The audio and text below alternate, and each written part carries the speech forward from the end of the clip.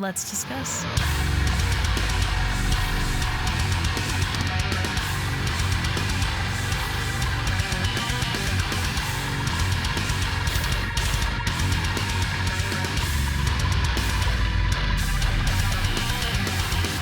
Hey everyone, it's Rachel, back again with another reaction video, and today I will be checking out another track off of Crooked Royals' album, Quarter Life Daydream, which is out now. It's been out for a little bit now, and I've had this last track that I haven't listened to yet. I've heard the rest of the album, and I've been waiting to make this video so that then I can listen to the album in full.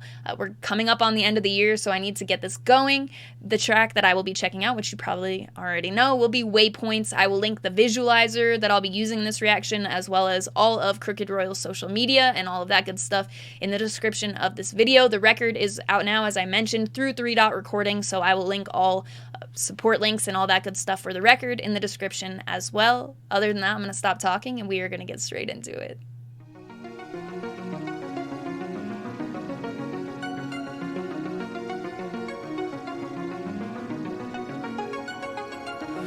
For all we know in this short time, this may be the last thing.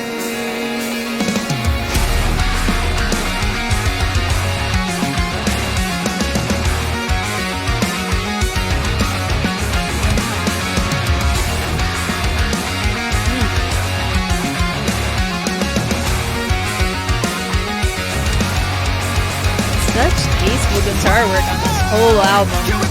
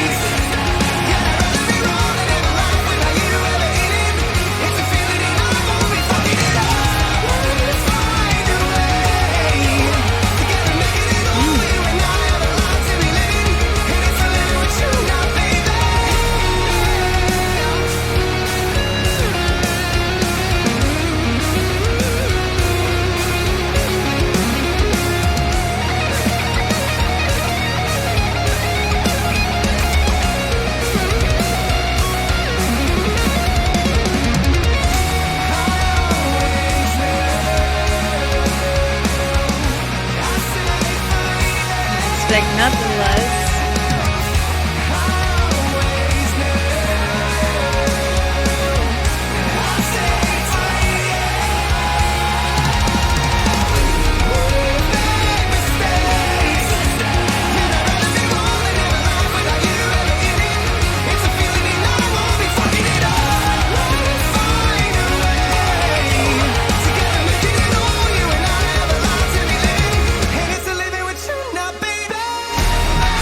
Yeah.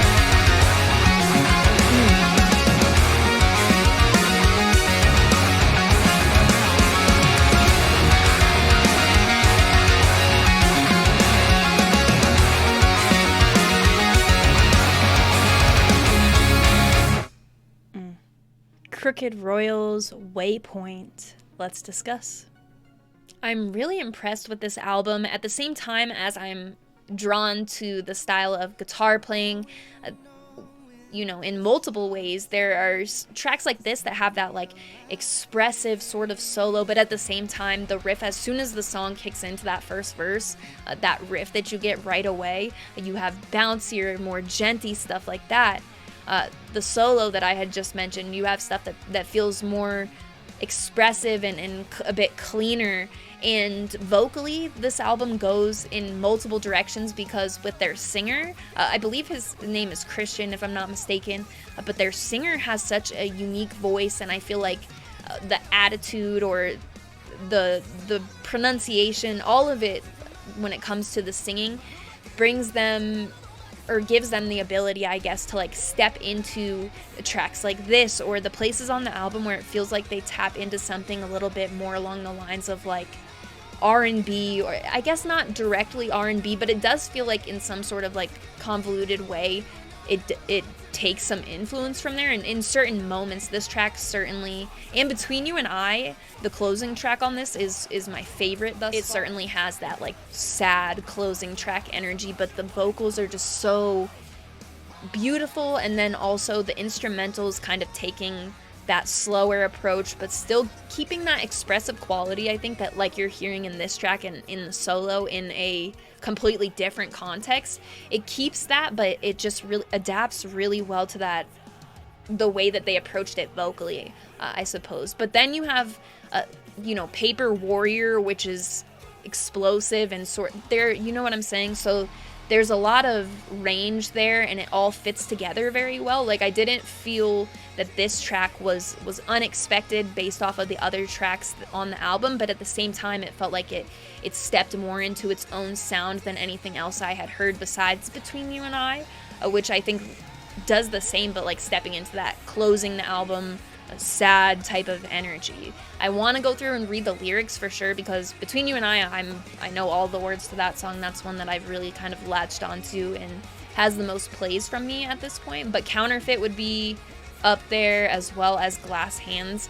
But now having the full album, I feel like I'll do even more listening and be able to place that on my list and stuff. But anyway, with this track, having, like I was talking about with that, the first riff that you get, like, well, maybe not even the first, but that, you know, where the song really drops in and starts off, right away you're getting a taste of that, like, the bouncier side of it. But even more so for me was the moments where it slowed down and expanded. Also, the album being mastered by George, who works with Sleep Token and a number of other bands. It really is evident when you're listening. Again, I feel like we've been having this conversation a bit in the comments and stuff, but if you're listening to something on YouTube for the first time, like the YouTube video, and that's how you're basing your judgment on like the production side of things, I would encourage you to listen on like some sort of streaming service or something with a better, that might not compress it so much. Even Spotify can be sort of like iffy on it, but you know, whatever.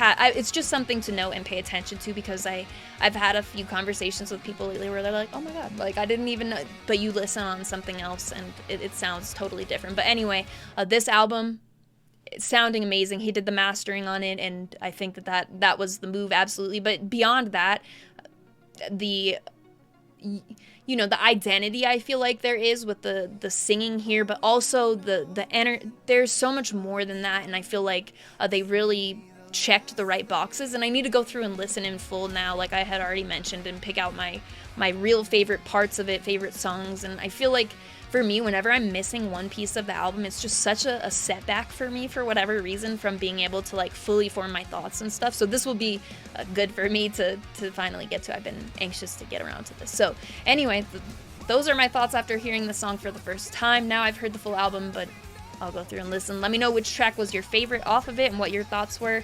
And yeah, that's pretty much it. Other than that, you will find Crooked Royals, their social media, all their support links in the description of this video. And make sure you check it out if you enjoyed this. If you haven't listened to the rest of the album, definitely do so. There's a lot to love on there. So other than that, you can also find my link tree in the description, which will have the invite for the Discord server that I talk about in every single video. It's where our community is based. We've got music-related channels and conversations like upcoming release dates, Last FM stats, music spoiler threads for stuff that's new, all sorts of stuff, as well as unrelated to music, like channel for sharing pictures of pets, photos of other stuff, games, entertainment. You get the idea. All the stuff for the community is based out of there. So if you're interested in coming to join and check it out, that will be there, as well as my Instagram profile link, where I do post all music related content. I post a chart every Friday of what I've listened to the most over the course of the week, top 25 albums, EPs, singles, whatever I've been listening to, and how much I have been listening to each thing on the chart. I post my merch collection, which I am constantly adding to, my never-ending merch collection, and also sometimes about shows if I've been to one recently and have pictures or videos to share from that. So music-related content, you get the idea. My handle on there is the same as my YouTube channel. It is Rachel Reacts, but again, it will be in that link tree in the description if you have any interest in following me. As always, thank you very much for watching. I appreciate it.